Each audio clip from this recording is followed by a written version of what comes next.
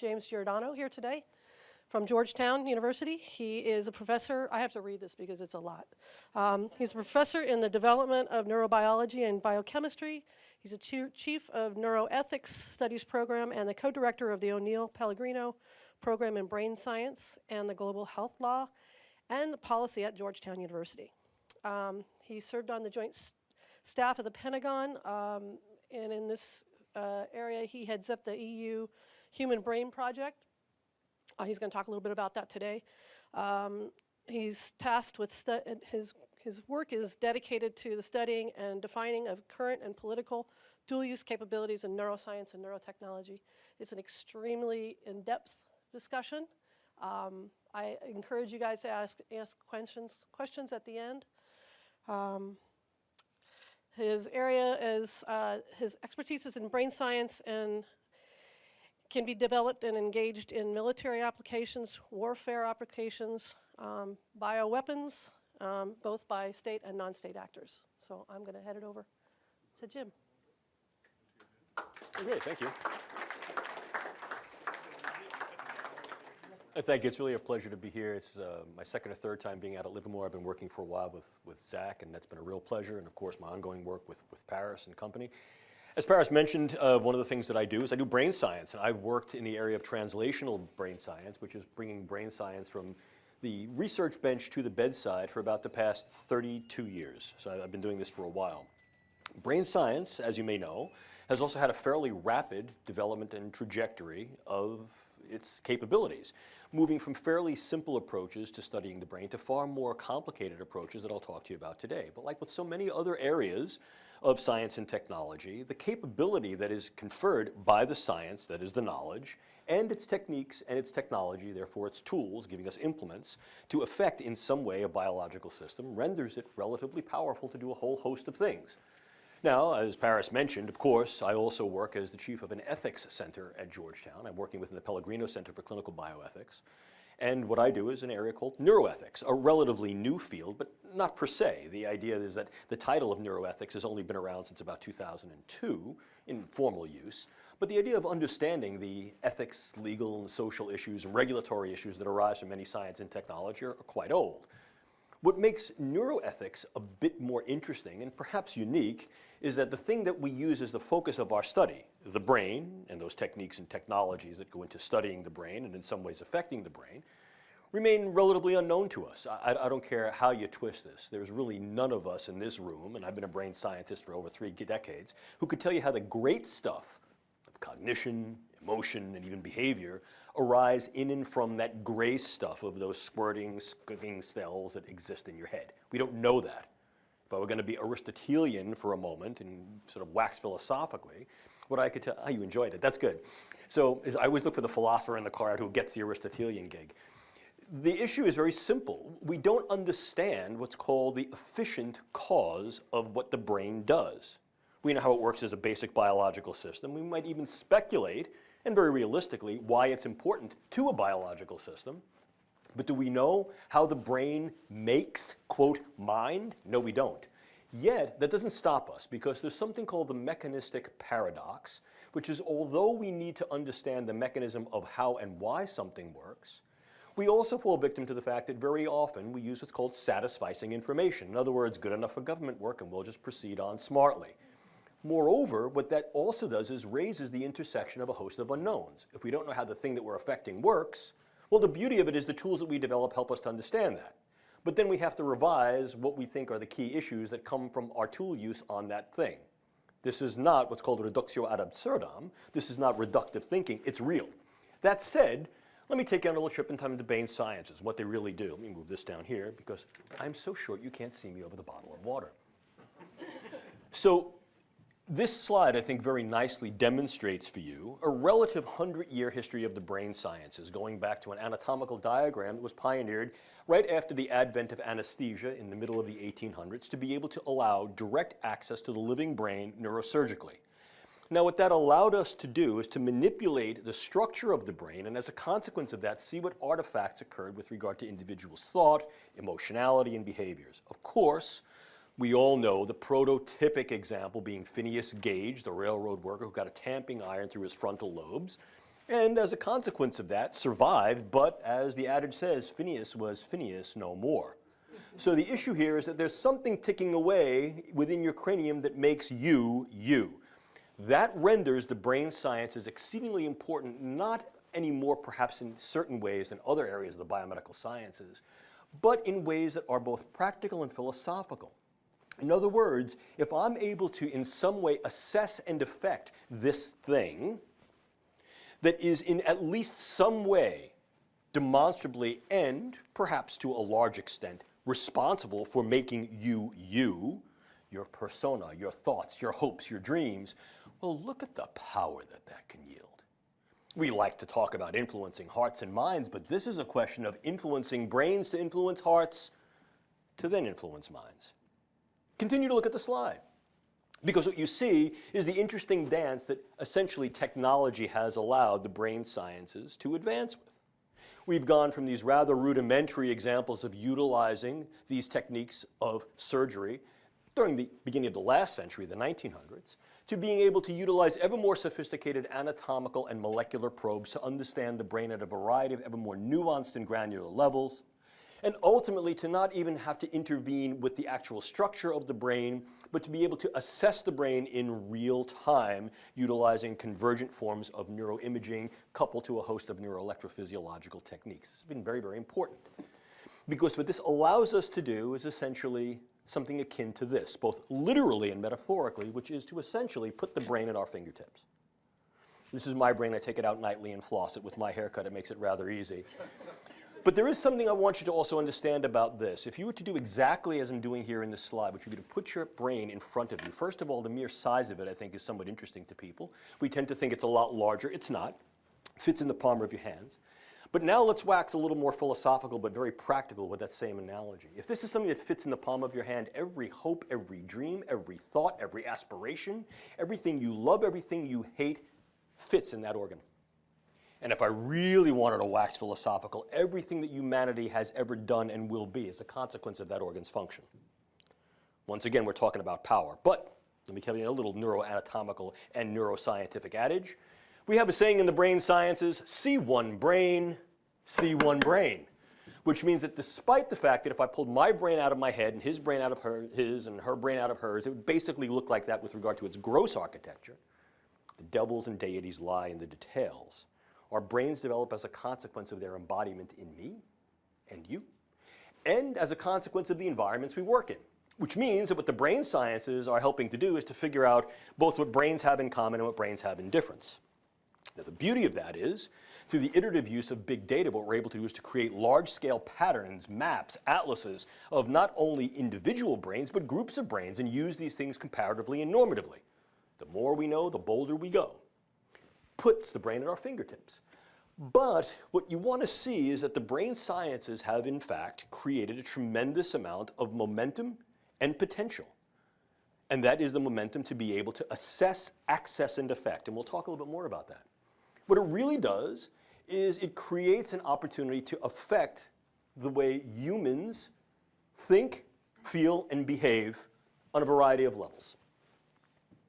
And those levels don't only extend within the individual organism, in other words, being able to affect thought, emotion, behavior with regard to ranging all the way from the synaptic to our social interactions individually, but it also allows us to then exert certain levels of intellectual assessment, knowledge acquisition, and control about human relations on the individual to cohort to group to community to local, regional, and even global scale.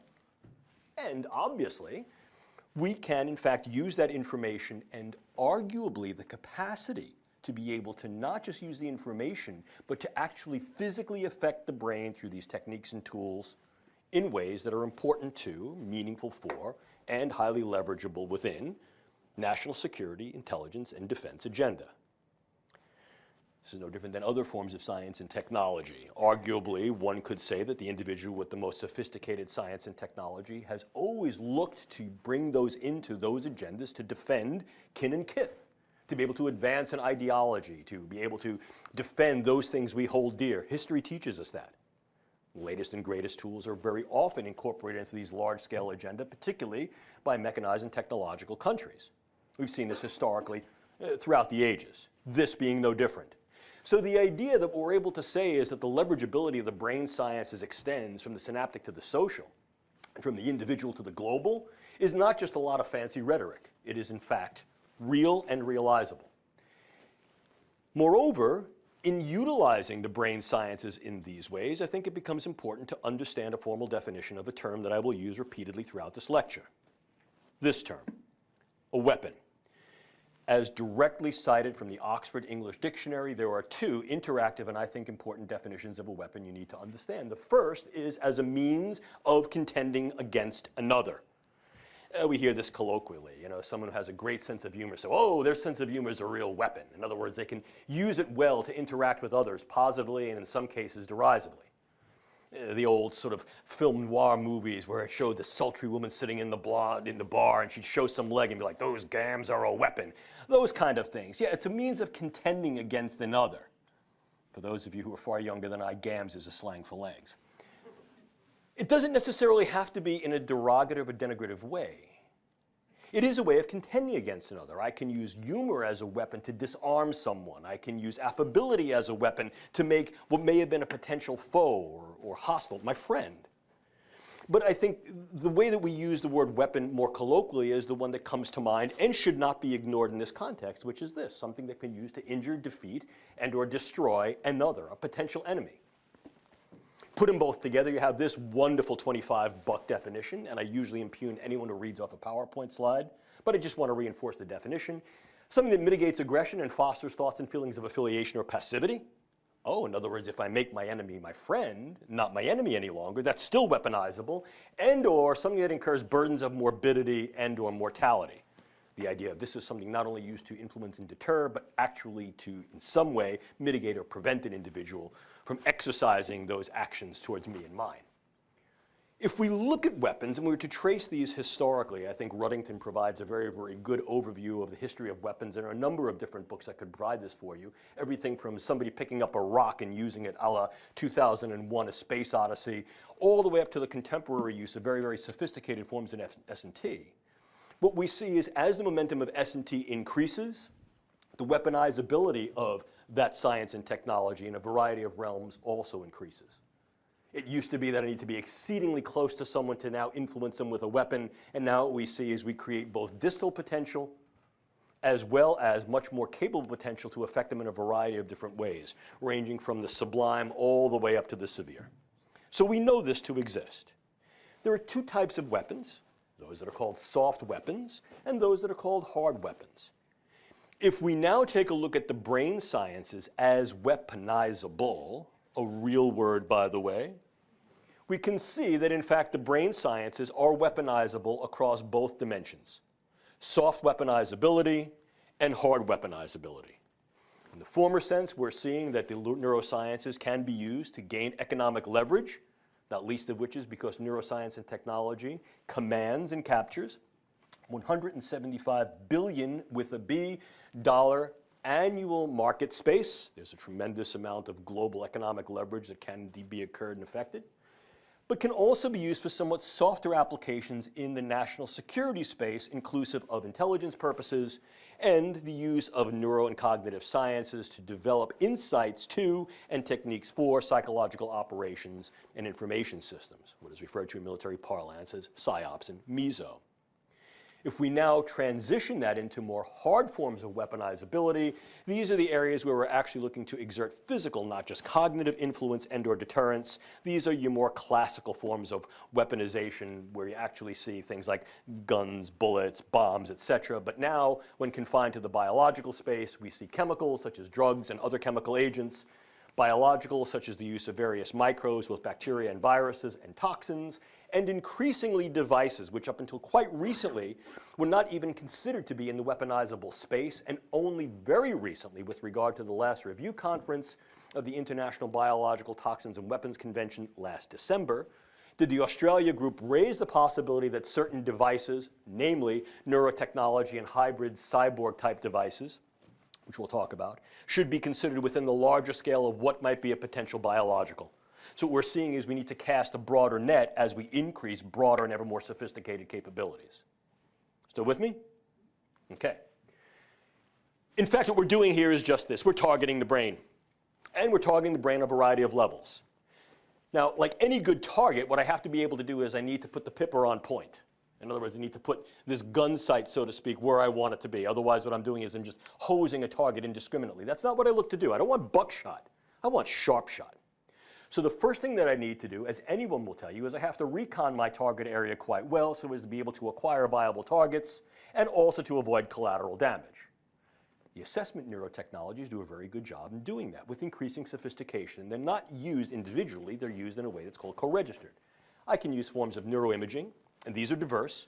They run the gamut from the older forms, such as things like computerized tomography and single photon emission tomography, to the much newer forms that utilize a highly specific electromagnetic pulse signal, not only to be able to image certain brain areas, but also to image tracts, communicating networks and nodes within the brain in a directional way in rather rapid time. I can utilize neurophysiological recordings such as electroencephalography, and I've dialed in the specificity of that as well through the use of quantitative techniques. I can also look at neurogenomics and neurogenetics, taking a look at genetic profiles of individuals and groups to be able to determine what genes may be in fact coding for certain structures and functions of the brain. I can utilize proteomics and other forms of biomarkers, and I can utilize neurocyber-informatics. In other words, I can harness all of these forms of assessments to a big data approach that allow me to make both comparatives and normative indices not only within an individual, but between individuals, not only between individuals, but within and between groups on a variety of scales. So the idea of assessment technology, in many ways, combines each and all of these, and the combinatory power of that is facilitated and fortified through the use of big data.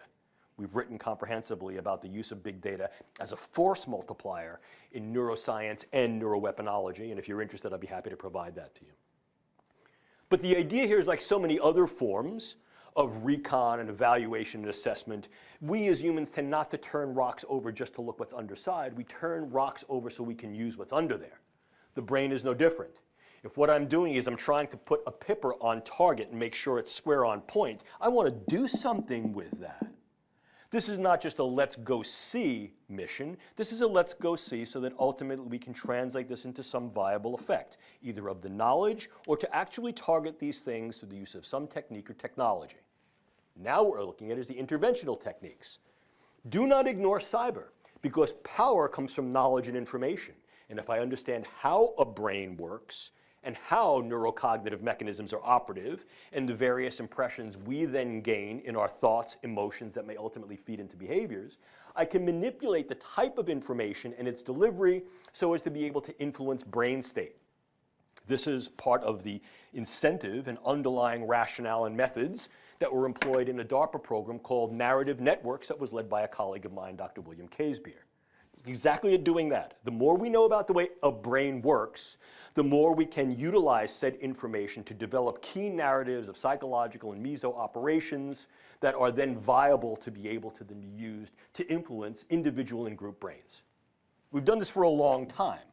This is also referred to incidentally as neuromarketing. And ordinarily, I just kind of shy away from that neuro prefix because people tend to use it literally nonsensically. And in fact, a quick homework assignment for those of you who are students in the room. I never lose my professorial demeanor. For those of you who are students in the room, after the lecture today, sometime maybe over the week or weekend, just go to a magazine store, a bookstore, and pull out a few magazines. They don't even have to be science magazine. They can be like fitness magazines, Wine Spectator, Whiskey Advocate. My God, I sound like an alcoholic. Whiskey Advocate, Shape, Vanity Fair. I guarantee you that there's going to be some discussion there with a picture of a neuroimage that says, this is your brain, fill in the blank. Drinking beer. This is your brain in love. This is your brain after a breakup.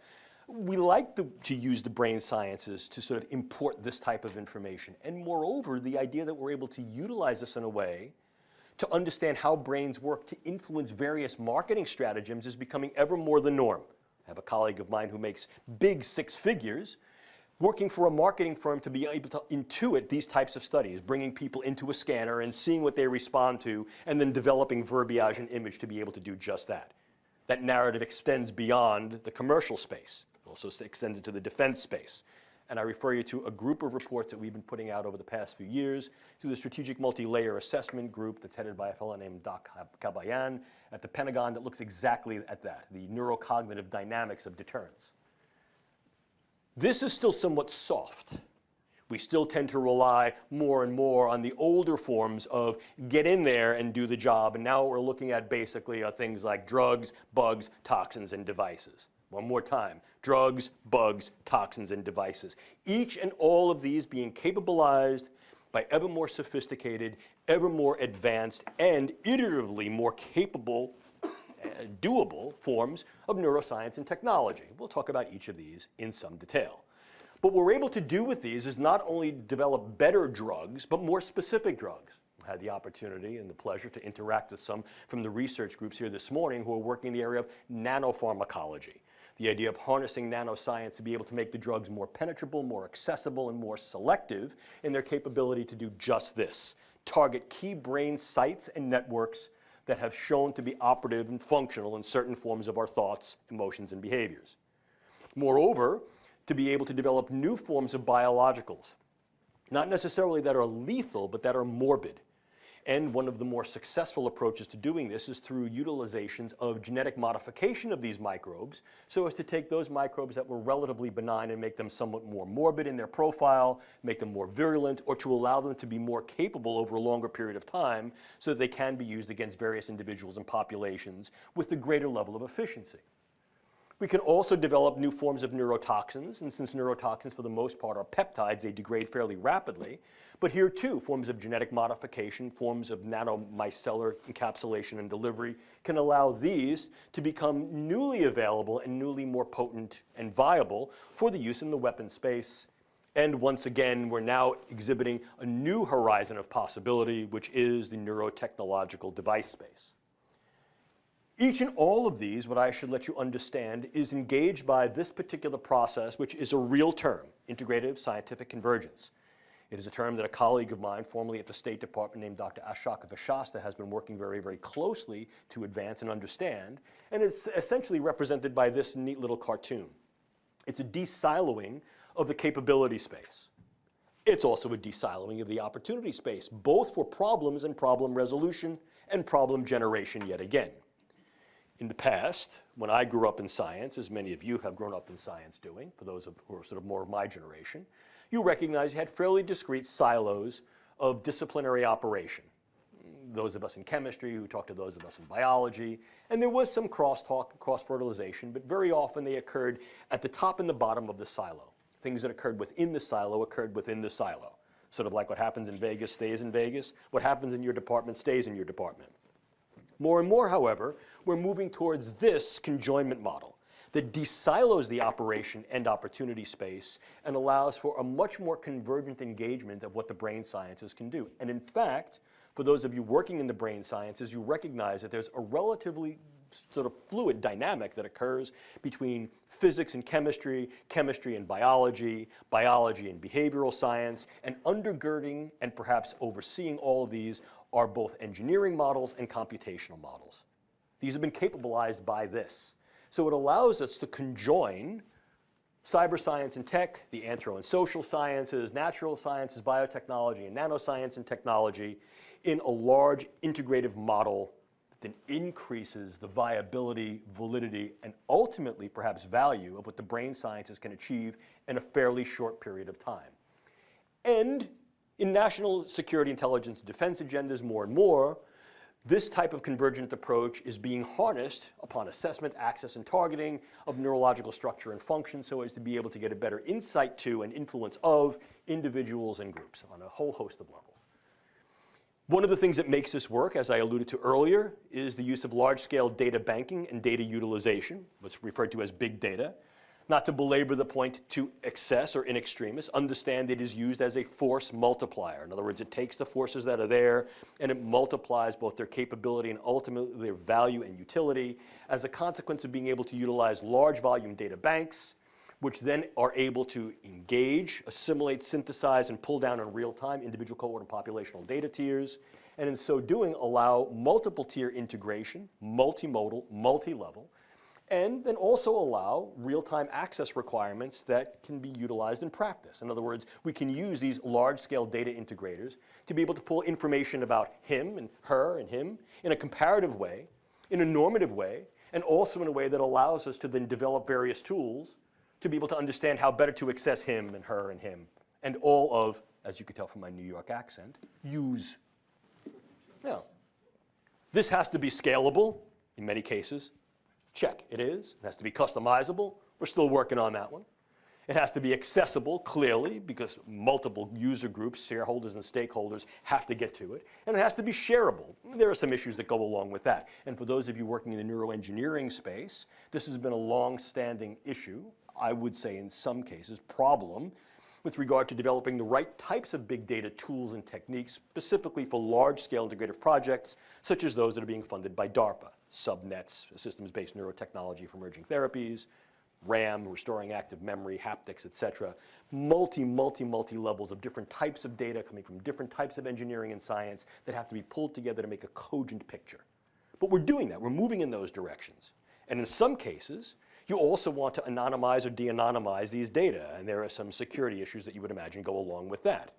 But the other issue that goes along with this is that, at least on the research to translation side of the house, you see these increasing needs for what we call security. And I mean real security. You want these things to be secure in terms of their use, because I'm providing a lot of information about the you-ness of you. Perhaps your lifelong history, your medical records, things about your brain, what they infer.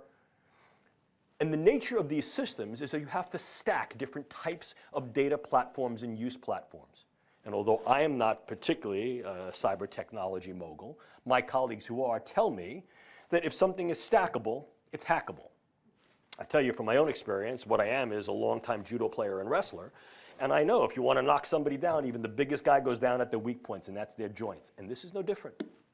And so the issue here is, yes, we need this tool. We're developing this tool. We see the viability and value of this tool. But we also recognize the vulnerability of this tool, as do others. Key point. Which means that as we're beginning to look at the potential weaponization, weaponizability of neuroscience, we also have to recognize the vulnerability of the tools we're developing to make it work. Those are not only our own vulnerabilities, but those are the vulnerabilities of those other groups that may be engaged in this. But now let's move a little bit more into the more direct applications of viable neuroscience and technology with regard to battlescape use, battlescape applications. I've given lectures over the past couple of years and written chapters that have directly attributed the brain as the next battlescape, and I truly believe that, as do a number of my other colleagues. I'm not alone in that belief. The idea of developing a much more punctate and much more clear definition of what dual use constitutes, and recognizing that this is in fact a very usable domain of the brain sciences, I think is a reality we must face. So much so that let me give you a little bit of history as an aside, not to bore you. In 2008, a convening group of the National Academies of Science created a special commission, a task force, to take a look at the viable military use of the brain sciences. In 2008, they said, yeah, there's a lot of stuff going on there, but it ain't ready for prime time yet. 2008. In the interim, there was an ongoing study being conducted in Europe by the Nuffield Council of Bioethics that devoted a specific chapter to the weaponizability and dual use potential of brain sciences and said, you know, we're getting very close. And they estimated that within about a year or two, this would in fact be translatable and ready for prime time. In the United States, the same convening panel of the National Academies reconvened, and in 2014 wrote a second report that said, yes, indeed, the brain sciences have matured to a point not only where they are ready for primetime national security, intelligence, and defense applications, but are currently being investigated and in some cases are being used in such endeavors, not only domestically but worldwide. 2008 to 2014, what happened? I'll tell you what happened. It reflected the transitional pace of progress in the brain sciences, which has gone from between 15 and 20 years down to a translational space of about 60 to 72 calendar months. In 5-year windows of opportunity, the brain sciences are able to make ardent strides, and as a consequence of that, are now moving rapidly for their consideration into this operationalizable space, ever more. What I caution against very strongly is two things. Number one, crying wolf, and number two, what we call chicken little phenomenon. The first is wolf, wolf, wolf, and there's no wolf there.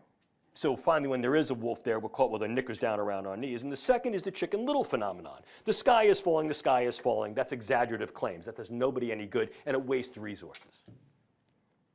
This is not Crying Wolf, and this is not Chicken Little. There's a wolf there. And although it may not be that the sky is falling yet, folks, it looks like rain. Bring an umbrella. That said, what's going to rain down? This. Various uses of neuroscience and technology in intelligence, security, and defense operations. So for example, if we take a look at the intelligence and surveillance space, our group has been very focused upon the capability of something called NeurInt, neurocognitive intelligence, which really represents not only assessing various neuropsychological factors that are operative in narratives of individual and group activities and the cognitions that underscore them, but also harnessing intelligence operators to brain-machine interfacing systems so as to allow an increased capability through reciprocal dynamic robotics, whereby the system is doing certain things quite well, the human operator is doing things quite well, and they reciprocally learn from each other. Demonstrated shifts in performance curves to the left, in other words, improvement in capability, has been demonstrated through some of these techniques. And the use of large-scale databasing that's able to present and engender certain patterns of salience to pull signal from noise has been very helpful in this. Is this a work in progress? Yes, absolutely. Is it in progress? Very absolutely.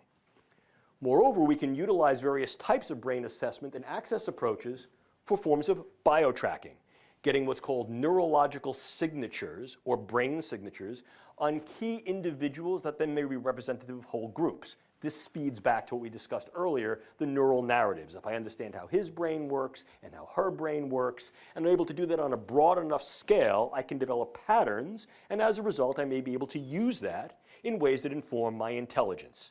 It synergizes and force multiplies my human intelligence, humint, my signal intelligence, sigint, and my communications intelligence, comment.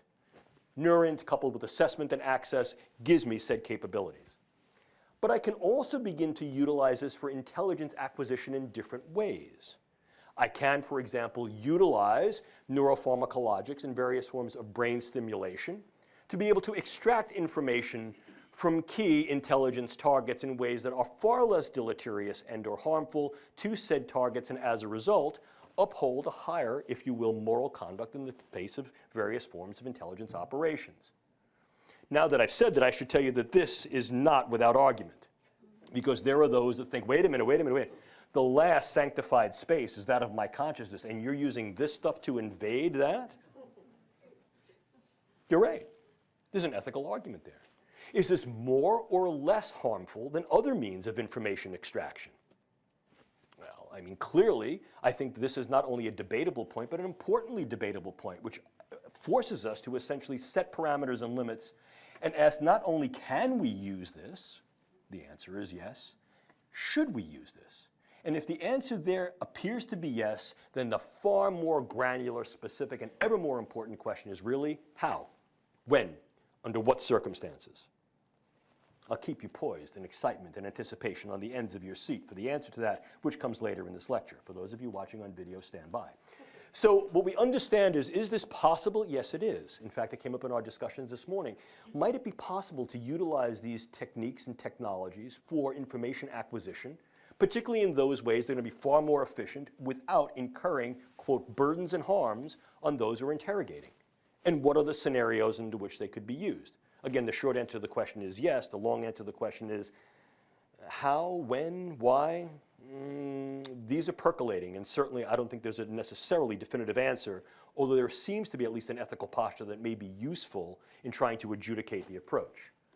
Moreover, we can also utilize something called TITAN, which is Tiered Integrative Tracking and Access Networks that utilize biologically implantable chips to then track key individuals in a variety of circumstances and then yoke these to known information about the way brains work to create narratives and behaviors. And essentially what this does is this adds to what's called human terrain teaming. This feeds back to an older idea called naked man approaching.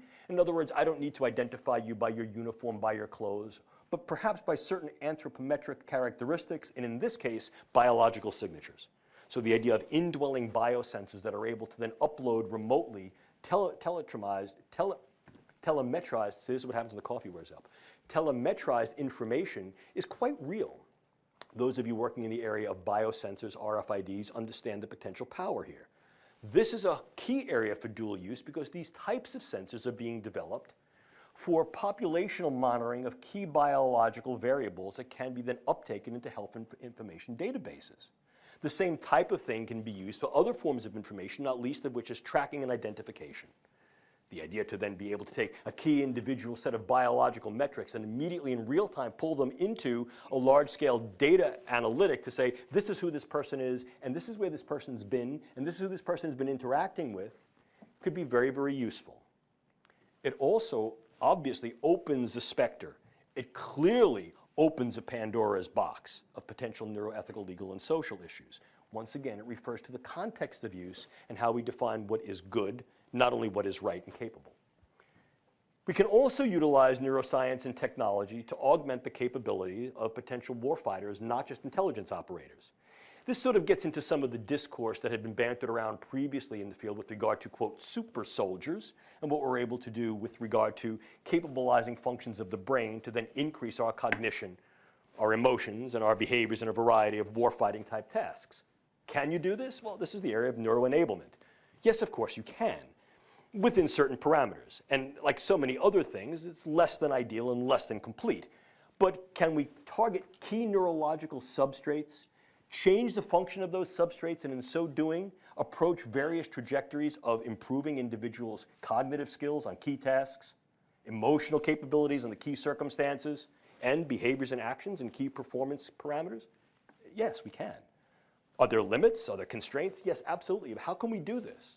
Well, I think one of the easiest ways, although not necessarily the most effective, is through the use of advanced neuropharmacological agents. And there are a host of them. Certainly, we hear a lot of the discourse about performance-enhancing drugs, not only in terms of the military, but for a variety of other uses, inclusive the civilian side of the house, where people are looking to take a variety of drugs, stimulants, eugeroics, vigilants, anti-sedative drugs, to be able to then increase their capability to study, to function, to be better at work, cognitive enhancers. Could these be used within military and security intelligence frameworks? Yes, absolutely we could. Could we also use computational brain-machine interfacing? Without a doubt. Could we use closed and open-loop brain stimulation approaches, not necessarily through the use of indwelling devices, such as implants, but also perhaps through the use of non-invasive brain stimulation, such as transcranial magnetic and electrical stimulation? The answer appears to be yes. The short answer. The long answer is that it is exceedingly context-dependent. It's based upon brain state, based upon task, and we have to define what exact parameters of performance we're looking to affect, and what changing the function of nerve and brain does to change the relative outcomes with regard to these performances. But that doesn't mean we can't do it. The question is, should we and how? The same is true with regard to neurosensory augmentation. Here I'll speak very specifically to some of the programs you have ongoing. There have been some bioengineering programs here at this laboratory that has looked at the capability to increase visual acumen, if not restore sight, to individuals who've lost their sight. Increase capability to create second and third generation cochlear and auditory implants. These are not limited to the usual range of the human sensorium, but can in fact be used to get increased focus, what's sometimes referred to as eagle eye, or sometimes referred to as bat's ear.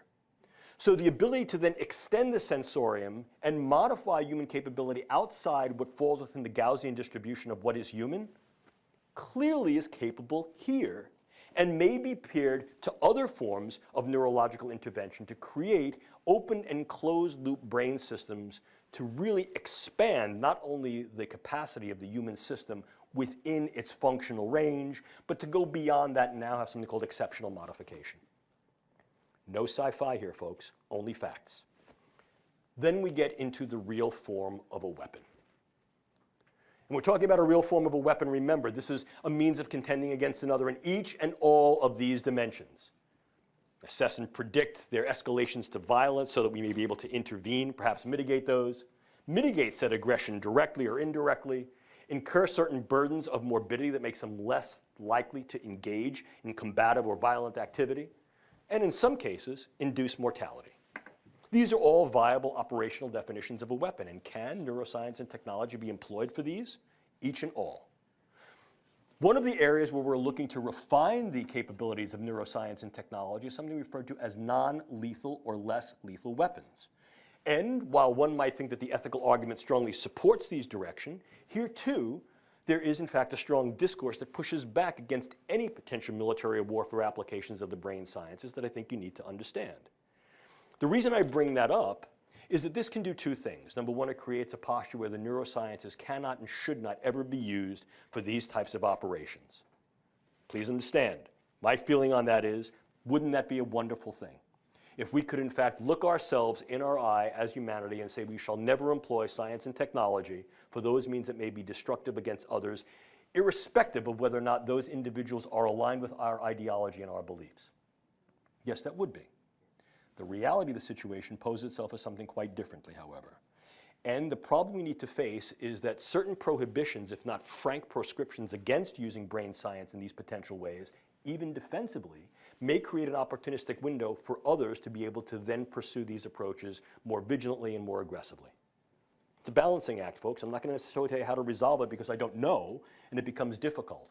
There are certain things we can do on the research side of the house to dial back who does the research, what type of research is done, and what it's used for. But this is a cat that's already out of the bag, and as I hope to demonstrate to you in a moment, this is being conducted on an international scale, and so it may be a little late to start thinking about we're never going to use it like this and what happens if we do or we don't. What types of kind of neuroweapons can we engage and develop? Well, I provide them for you. I don't want to go down into specific granularity as to what each one of them do because I don't want to give you bad dreams, and you're not going to blame me if you wake up in a cold sweat screaming in the middle of the night. But this is what we can do with these things. Again, let's think here about drugs and bugs. If we're looking at drugs, we're looking at what we call in-close pharmaceuticals. These are not weapons of mass destruction. These are weapons of mass disruption. What they can be used to do is create particular yet highly selective effects in individuals so that they can be delivered at very, very low doses, yet deliver a high amplification effect that's called a hormetic potential, to be able to alter cognitions, emotions, and behaviors. How do you do that? Well, you can work on key operatives. In other words, this individual who's sitting before me may be a diplomat. They are now coming to interact with me. They may have a posture that does not necessarily align with mine. Can I alter their cognition? Can I alter their affiliation? Can I alter their emotionality? And in such a way, might I be able to alter their behavior? Yeah, I can. And if in fact this individual possesses political or charismatic capability, charm, charisma, leadership potential, to then stand before their people and say, this guy's my best buddy now. They might go, well, I'm following this guy. Or they might think he's stark raving mad and I've created social disruption within his political ranks. I can do that on a variety of levels, from individuals who are head of a small family or group, to the tribal, to the community, to the large-scale population. So we can utilize these things to be able to affect key operators and dynamic individuals who may charismatically, politically, or through other means of power be able to affect groups. It's a ripple effect. It is a ripple effect. Moreover, we can induce a number of neuromicrobiological agents to then incur something called high morbidity. These are not necessarily mortal agents. We can modify the existing palette of bacteria and viruses through the use of gene editing techniques. Very viable. This has been some of my ongoing work with my colleague Diane DeEulis at National Defense University. And what we can also do is recognize that there are existing microbiologicals that can be harnessed to then induce the effects. We can also engage certain chemicals that way. What we want here is a morbidity factor, not necessarily a mortality factor. I want to make people sick. And what I do here is the virus is not necessarily the bug. The virus is what I put over the internet. Let me show you how I can crash a system pretty easily. I affect key individuals here, here, and here. And then I take another community in the back of the room. I affect key individuals there. And then I take another community. I affect key individuals there. And then I do what every good attributional group does. I beat my chest and take credit for it. And what I put out over the internet is, this is a virus, a bacteria, an agent that I have infiltrated into your fill in the blank. I say it's a weapon of mass destruction. And what I tell you it's going to do is it's going to produce paranoia, anxiety, and sleeplessness. What I've just done is I've recruited every paranoid hypochondriac to think that they have whatever that is. I've used salient and sentinel cases, and I create essentially a legion of what's known as the worried well. They now flood emergency rooms. They flood their clinicians. The CDC responds back and says, no, no, no, there is no such a thing. And I've created a schism of trust between the population and the polis. It's both a short and a long war's effect.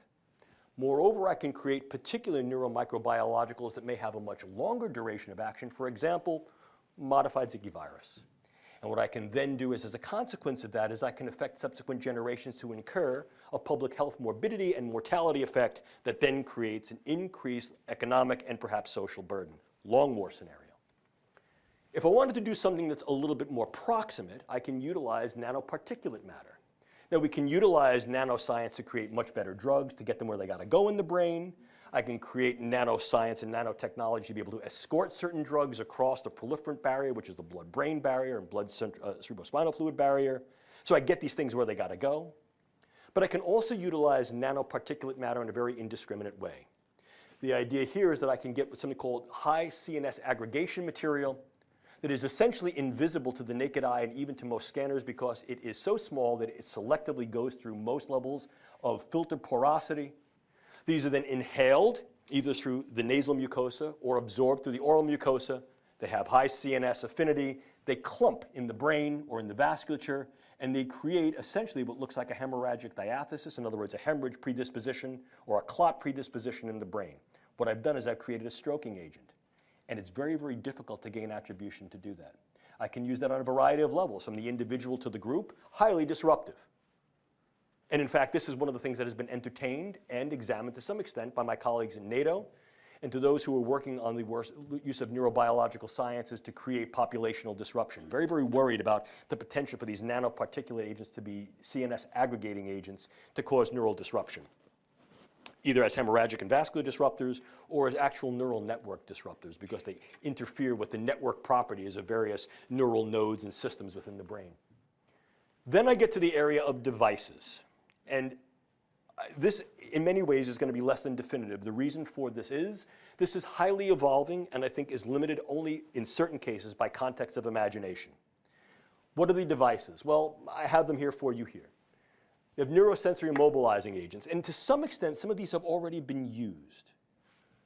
Things like high output sensory stimulators that can be administered from unmanned vehicles, drones, insect-borne, or larger scale, macro scale vehicles such as tanks, cars, etc. These are sensory mobilizing agents that use high electromagnetic pulse energy that may also utilize high levels of sound, high levels of light energy, and they disrupt neurological sensory function. Already being used, now they're being developed with higher specificity.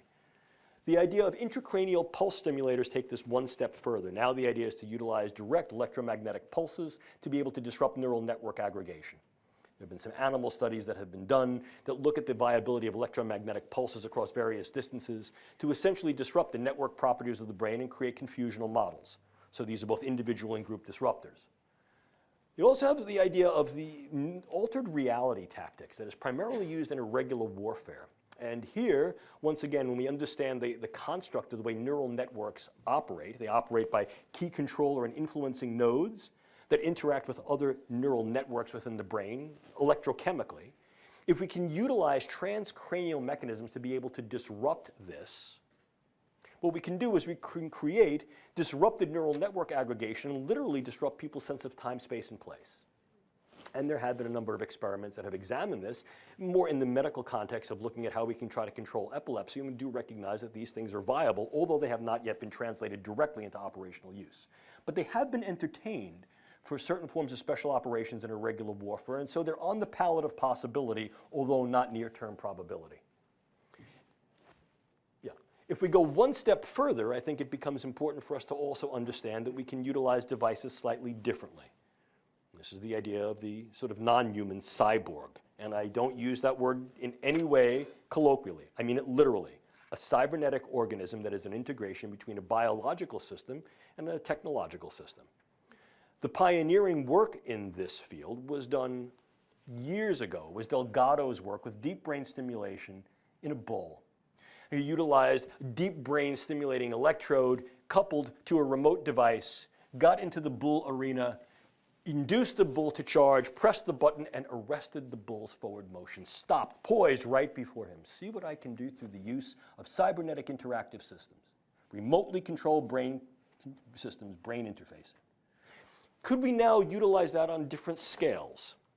Well, we're not talking about dropping electrodes into people's heads, despite what people will say. This is not a large-scale program to infiltrate the population with indwelling electrodes. With all due respect to Elon Musk, I think the actual translation of that into a broad-scale event within the population, as it very, very least speaks of the fantasy, if not fictional, and I think in many cases is very, very difficult to translate. Will key individuals get certain implants? Yes, I believe they will. Will key individuals also be able to get the benefits of translational neurosurgery that decrease some of the risks and burdens? Yes, they will. Will this be widely seen as a mechanism of individual and crowd control? No, it will not, at least not in the immediate future. But what has gone from the drawing board to the reality is this: the use of neural interfacing and physiological interfacing through the idea of remote-controlled small-scale systems to be able to modify the behavior of non-human animals on a variety of scales, small mammals, and increasingly the use of insects. The pioneering work was done by DARPA, something called the DARPA beetle or the DARPA fly, and more recently, an independent, non-DARPA-funded commercial enterprise, calls itself Dragonfly, has been able to utilize a combined set of techniques, both direct neural stimulation through the use of what we call macro technology and optogenetic control of key neuron firing patterns to be able to direct the wing beats and pulses, and as a consequence, directionality of a dragonfly. And characteristically, an insect of about that big works quite well because it can not only carry this particular payload, which is very, very light, and now does not have the burden of the prior DARPA beetle that needed a battery. This utilizes a solar rechargeable source, so it is infinitely powerful, but must also be able to bear the burden of now these very, very small scale, and in some cases they're looking to the high level nano or at least low level micro scale use of various electrodes that can then both record and perhaps deliver certain types of payloads as well. So the idea of now going back to these very, very low dose nanopharmaceutical delivery of toxins or other chemicals and utilizing this as a controlled vector becomes a real possibility. Note, this has not been directly addressed, nor has it been entertained by any United States government entity in a public forum. This is not what DARPA has intended this device to be. This is supposed to be a surveillance device that could be used for public health and also to monitor key environmental factors. And the same is being touted here, that this is not a device that is weaponizable. The reason I tell you about it is that this was a point of considerable debate and discourse at the recent meeting of the European Union Human Brain Project Subcommittee on Dual Use. And I stood before these people and said to them, you know, this is not being entertained in these ways. And the response there was, yes, but it should. And so the fact that people are thinking about this, but this was not explicit intent, means that it is, in fact, capable to be developed in these directions. And that becomes a real concern and consideration. So when we're looking at this idea of neuroscience and technology for national security, intelligence, and defense, I think the take-home message here is that, yeah, we can access and affect, manipulate and control, so to speak, neural systems to affect, alter, change, direct minds via brains, and therefore the hearts in which those minds are embodied. We used to talk, as I said, about hearts and minds. Now, through the use of neuroscience and technology, minds and hearts is a far more viable description because it describes for us explicitly the root of engagement. What we can do here, I think, is very provocative. What we should do, that's still, I think, a point of contention and represents a work in progress. And I think the reason this becomes so contentious is that although we may even be able to leverage particular amounts of regulatory pre- and proscriptional control over large-scale governmental agenda that are dedicated to these efforts, and may even be able to exercise such control onto the commercial interface, a growing problem is the do-it-yourself biological market, what is commonly referred to as the biohacking community. And it's problematic not inherently because of what it is they do. This is public science. It's a science taken out into the public forum, utilizing available tools and technologies that indeed allow individuals to create highly valid scientific techniques and technologies in their backyard, in their basement. I think there's a strong push towards public science that in many ways is applaudable. And I'm not impugning the community nor its efforts. What I am doing is I'm putting out a warning. I'm giving forth sort of the need to take heed and perhaps take action. This is also a very vulnerable community. The reason for it is twofold. Number one, that there are individual actors, as with any community, who may have different agenda. And those agenda may not necessarily be, for what we consider to be always benevolent, wanting to do good purposes. Or let's face it, it could be wholly benevolent, but my good is not yours. And as a consequence, the ideology, purpose, and intent of what I seek to do may not necessarily be consistent with what you seek to do.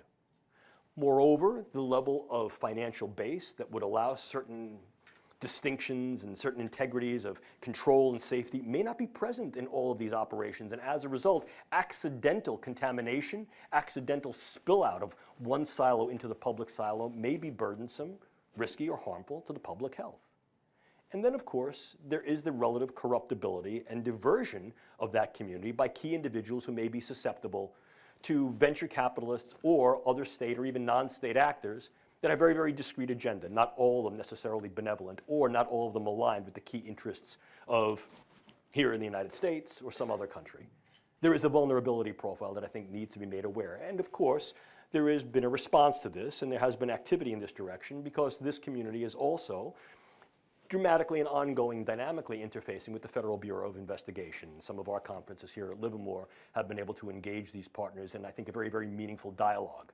And I urge this in a public forum, that this dialogue should continue, not in a suspicious way, but in a way that protects the individuals who are operating in the do-it-yourself biology community from their relative purloinment, and also recognizes that there are potential threats to not only that community, but the community at large, and as a consequence, national security and defense. The reason I tell you that is that this also speaks to what can be done and what should be done about it. And although I'd love to be able to stand before you now and say, here are the answers one by one, I can't do that. I can't, not in a definitive way. And one of the reasons for that is I think we can certainly talk from our own pulpit, and we can only discuss the palette that we have available and which we can manipulate here. Indeed, many of the things that I've spoken to you about with regard to biologicals, chemicals, toxins, they're controlled. But I think that the other issue then becomes twofold. Number one, that signatory treaties do not only guarantee compliance and performance, and number two, not everybody has signed the treaty. And if I go one step further, not everything I've talked about falls under the purview of the existing treaties. Case in point, these biologicals, in some cases, and these technologies and others. Put them all together, I get a much larger grab bag of combinatory approaches that can be used that are not explicitly addressed in the current signatory treaty's language, scope, or purpose. And as a consequence, what this does is it opens the door for possibility. Possibility certainly fosters probability. Moreover, this is being conducted on an international scale. Recent estimates, not speculations, I sound like a broken record, I talked about this morning, not speculations by the Neurotechnologies Industries Organization, has predicted by 2025, greater than 50% of international neuroscience and technology will be conducted, listen to this, outside the West. Not outside the United States, not outside Europe, outside the West. Now that's an important consideration because what it demonstrates is a shift in the capability potential and ultimate power that can be yielded by this. I'm not saying it's a good thing or a bad thing, it's a thing. But I think it becomes important for you to understand is that this also needs consideration because of the fact that not all philosophies are aligned with our own. Moreover, the needs and values of other cultures may not necessarily be the same as ours. And they have every right in the world to be able to engage that cosmopolitan viewpoint. In other words, certain cultures have different philosophies that then acknowledge different needs and different values in distinct ways. And if in fact we recognize this, it demands a larger discourse, one that brings together international partners in a cooperative way to be able to both pulse the field and in some cases policy the field. And that's critical. Because failure to do anything right now leaves an opportunistic space wide open, and moreover, overt proscriptions in these areas without consideration for that opportunity space can incur certain vulnerabilities. This is not something you want to get caught with your pants down about. Level of proper investment, attention to detail, and engagement I think is important. Is this the only weaponizable form of science and technology? No. Is this a huge threat that leverages up there, for example, with nukes, dirty bombs? No. Is this certainly, I think, a growing reality, and as such, a viability for risk and threat? Yes. Does the appropriate level of attention need to be dedicated to it and action then need to be articulated thereupon? Yes, absolutely. Do I have a specific number or percentage of time, investment, and dollars that in fact should be dedicated to this? No, I don't, because I think it too needs to be iterative in keeping scope and pace with the science as it develops.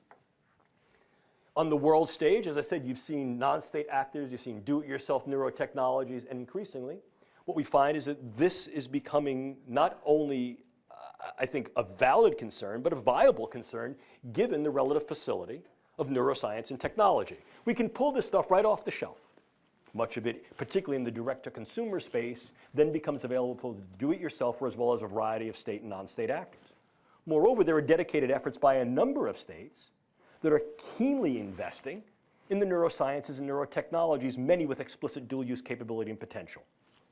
Third, this is being undertaken not only by nations, but by independent actors who are then being venture capital funded, both explicitly and implicitly, by various nations that have keen interest in developing a disrupted or at least directional balance of power in this opportunity space. And as I tried to show you in this lecture over these past 40 minutes or so, this can occur in a variety of applications. And the lack of commitment to at least an understanding and good depiction of it on our side can, in many cases, not only not preclude others' initiatives, but in some case, opportunize it. So clearly what we see is that this gives rise to a whole host of neuroethical, legal, and social issues. I'll not bore you with these in detail, but I think we can parse those into those that are focal to the technology, intersection of unknowns, their capabilities and limitations, and runaway effects, not only of the science and technology itself, but runaway effects of individuals who recognize its power and then take this into trajectories that we ordinarily would not assume would be engaged, because we may think there are limits and proscriptions. The idea that, well, we won't go there doesn't mean that someone else won't. Furthermore, I think that there are some ethical, legal issues that need to be raised, not only with regard to what we're doing with the science, but what can be done with it. The inviolability of mind and self, what we talked about earlier. Could we use these for interrogation? Could we use these in warfare? Yes, we could. Should we? But we could argue, well, less harm is going to be incurred, but really, what are the harms once we get into the relative inviolability of the brain space, the last private domain, if you will? Oh yes, I know the counter-argument says we do that already, and perhaps that's valid. But I think developing that discourse in a very, very realistic way at the level of granularity that's necessary will be important to each and every step forward. Moreover, if in fact what we're looking to do is to be able to gain a broad base of information and be able to pulse that information through relative discrepancies and ultimately transgressions, we then get into arguments about what constitutes privacy, what constitutes protection, what is mitigation, what is manipulation, and then how do we entertain these things on the world stage. And if we're looking to say, well, we understand that perhaps we need to go in this direction, as many have argued, well, what ethics are we going to use? Some form of civilian ethics that's operative, for example, for the life sciences and medicine, perhaps, and that may be viable in research, but in translating research to operations, what do we use then? The idea of justification both in and for war, a just war and just conduct under war? Or perhaps we need to explore yet another ethical principle that was also very well explicated under the Augustinian maxim, which is the idea of jus contra bellum, which essentially means justification of use to prevent war. But how far do you go? To what extent? What represents benefit? What represents burden? What represents harm? I don't have answers, but what I can tell you is that this is certainly what we consider to be a science and technological superhighway. It's a superspeedway. And I like that analogy for a lot of reasons, because it's true. There are multiple lanes of entry and multiple lanes of competition. There are a lot of vehicles that are being entertained there. It's a very rapid pace. There are hazards. There are certainly race rules, and though not everybody obeys the race rules, and sometimes if you don't obey the rules, you get ahead of the pack. And of course, there are big prizes. But like any race, you know, the morbidity and mortality going at this speed, with this level of integrity, with this level of momentum, is real.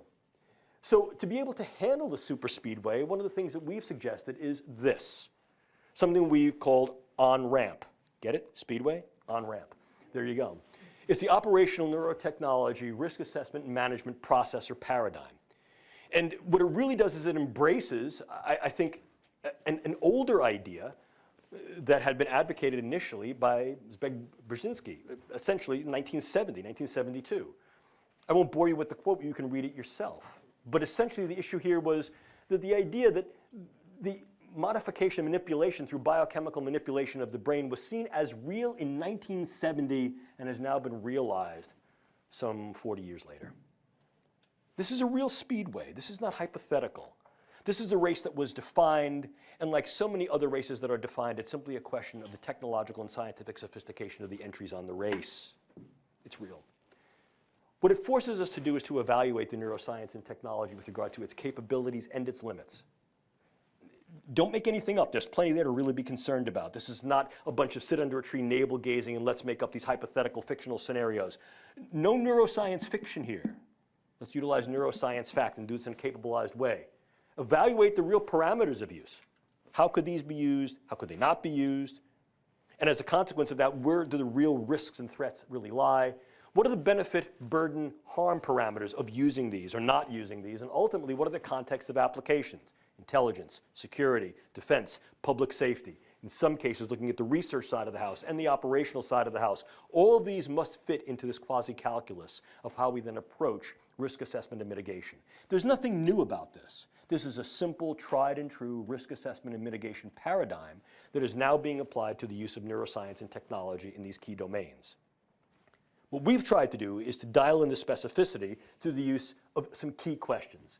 How do we do it? We identify the risk scenarios, try to model them, craft these strategies for preemption and preparation. Preparation is the big step. Strategies that are relevant and durable, and identifying the plan that's necessary.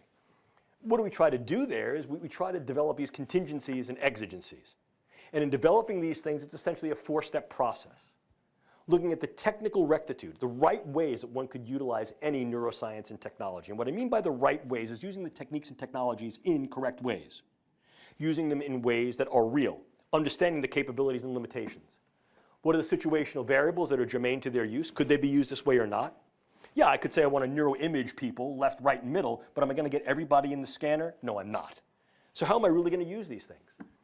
Evaluation, ultimately a revision of these ethical concepts to guide use and frameworks for establishing and executing ethical engagement. Very important to do. These last two steps are work in progress. What we've called for in this approach is something called tasker. Groups of individuals can be assembled to look at the problem who are task agile, scientifically knowledgeable, and ethically responsible. Because what we're trying to do is balance the relative goods of neuroscientific and technological advancement with the relative burdens, risks, and harms of potential areas of dual use that could be employed and how those then affect national security and defense. We've called for a series of questions called W framing questions. What can the technology do? When will it be used? Under which circumstances? In whom? And then we frame these in what we call C contingencies. What is the actual capability of the science and technology? How it will affect the character of those upon which it is used? What are the consequences that its various use or non-use will occur? What are the contexts in which it may be employed, not employed, and what are the contingencies that go into that? And ultimately, are there issues of consent or non-consent that need to be defined? Because the thing you don't want to do, and the thing that we're arguing against, is doing this and getting this, is unraveling the potential Gordian knot of what the brain is, only to open a can of worms by so doing. It's not a question of not going forward. It's a question of looking at what we call footfall effects. It's not a prohibition or proscription against putting one foot in front of the other, but it's recognizing of where those feet are going to fall and what the consequences are where you put them down. And also recognizing we're not walking alone. Because ultimately, by taking that approach, which is a preparedness approach, what it allows you to do is to remain steady irrespective of your gait or your stance, and do so irrespective of who's pushing and who's pulling. Work in progress. I wanted you to be aware of the work that we're doing in neuroscience and technology can certainly be leveraged and I think advanced for good within biomedical and even broadly non-biomedical arenas with regard to public use, lifestyle use, and occupational use. But as with so many other things, this is a double-sided blade that can be leveraged not only for good, but for different definitions of good that in some cases can incur harm. No, no, no, this is not cry wolf. Certainly the sky is not falling. But be able to differentiate a puppy from a dog from a wolf, recognize that wolves have teeth, recognize that wolves have claws, recognize that wolves have a pooper on the back end, and all those can get you in trouble. And no, as I said before, sky's not falling, but certainly looks like rain. Bring an umbrella. Because, as I like to say so many times, with neuroscience and neurotechnology comes great knowledge and great capability. With great capability comes tremendous responsibility. Those of you who are working in the field bear this responsibility.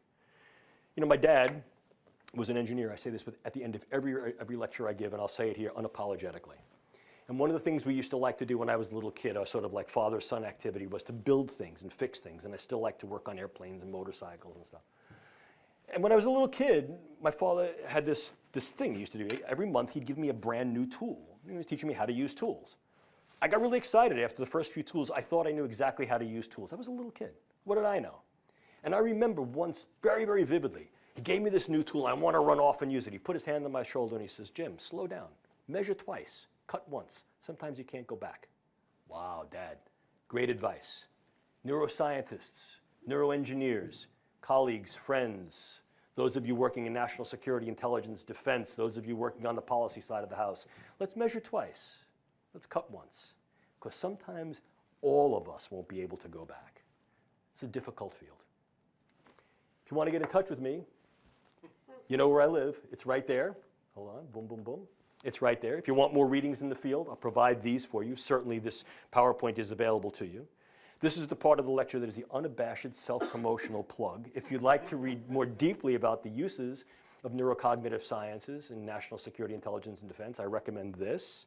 There are other books. Certainly the reason I give you this is because I'm proud of it, not because I did it, but because it was an effort in bringing together great minds from an international perspective to be able to look at the field and at least illustrate some of the ethical issues, if not solve the ethical questions that go along with it.